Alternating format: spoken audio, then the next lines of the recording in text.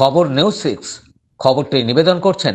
আপনি কি আপনার অফিস, বাড়ি, দোকান বা অন্যান্য প্রতিষ্ঠানের জন্য আধুনিক ও নিত্যনতুন ডিজাইনের মার্বেল ও টাইলসের কাজ করাতে চান? তাহলে আজই যোগাযোগ করুন সঞ্জয় মার্বেল অ্যান্ড টাইলস। মনে রেখো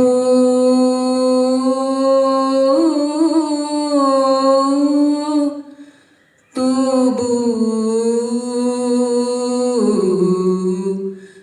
মনে রেখো।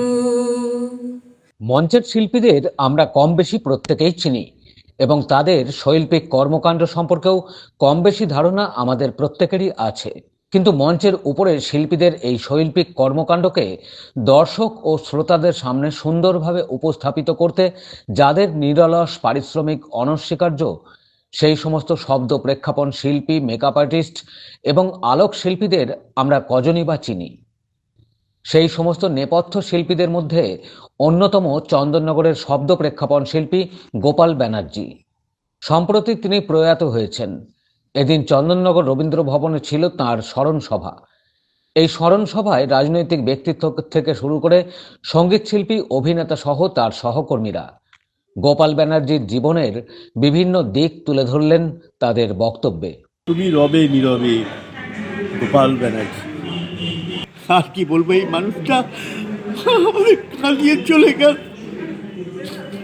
কোথাও দুঃখ, কোথাও মৃত্যু, কোথাও বিচ্ছেদ নাই।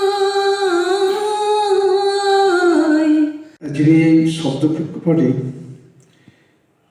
তিনি তার পরিচিতিটা শুধু চন্দননগর বা শুধু জেলার মধ্যে ছিলেন তা নয়, এই সম্পর্ক সারা বাংলায় ছড়িয়ে পড়েছিল।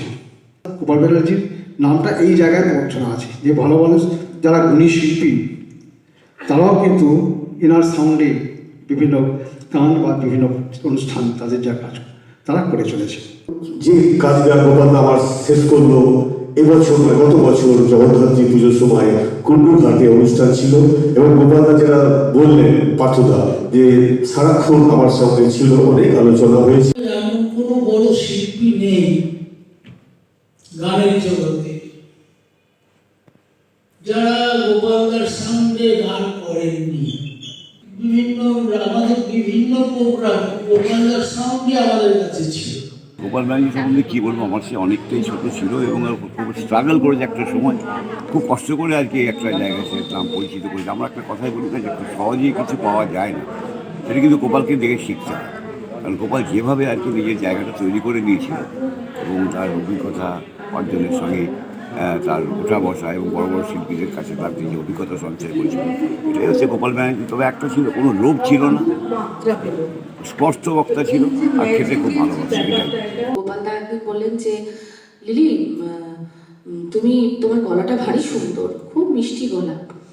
তো আমি ওনাকে প্রণাম করলাম, করে আমার যতদূর মনে হয় সুখ সনাতন তলায়। তো আমি গোপালদা, আমার তো মাধ্যমিক পরীক্ষা। হ্যাঁ, মাধ্যমিক পরীক্ষা, তুমি ফাংশন করতে এসেছো? মনে রেখো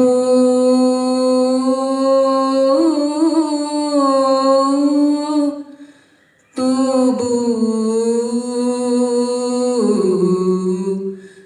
মনে রেখো। চন্দননগর থেকে রাজেশ দেবনাথের রিপোর্ট, খবর নিউজ 6।